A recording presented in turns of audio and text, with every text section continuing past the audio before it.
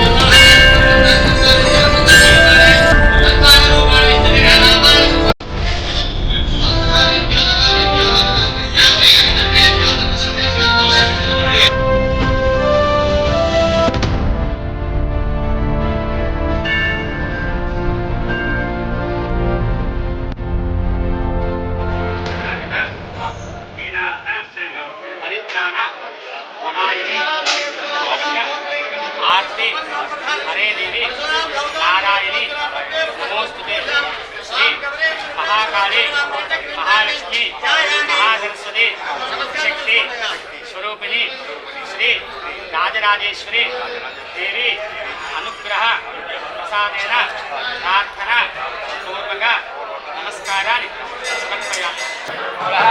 महालक्ष्मी मामोजय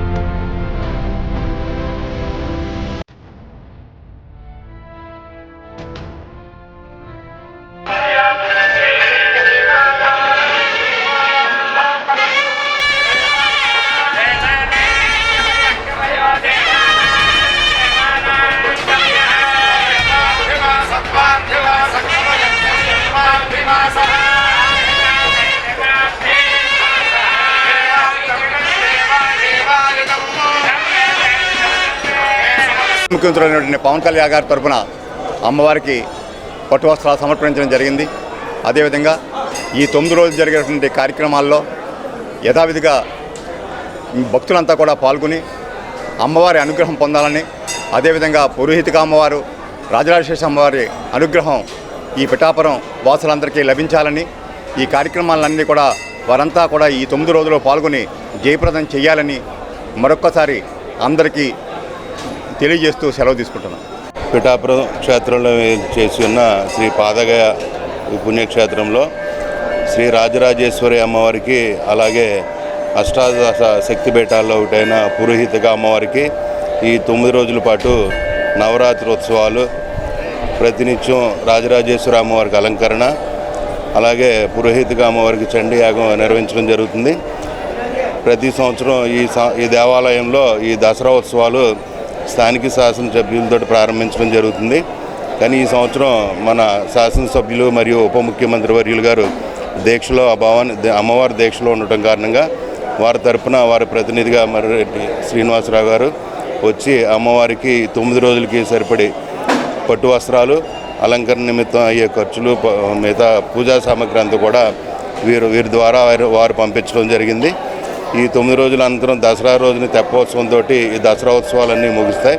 కానీ భక్తులందరూ విశేషంగా ఈ కార్యక్రమంలో పాల్గొని అమ్మవారి అనుగ్రహం పొందాలని, తద్వారా పిఠాపురం ప్రజలతో పాటు రాష్ట్ర ప్రజలందరూ కూడా సుఖశాంతులతోటి వెలుగొందాలని అమ్మవారిని మనస్ఫూర్తిగా కోరుకుంటున్నాం.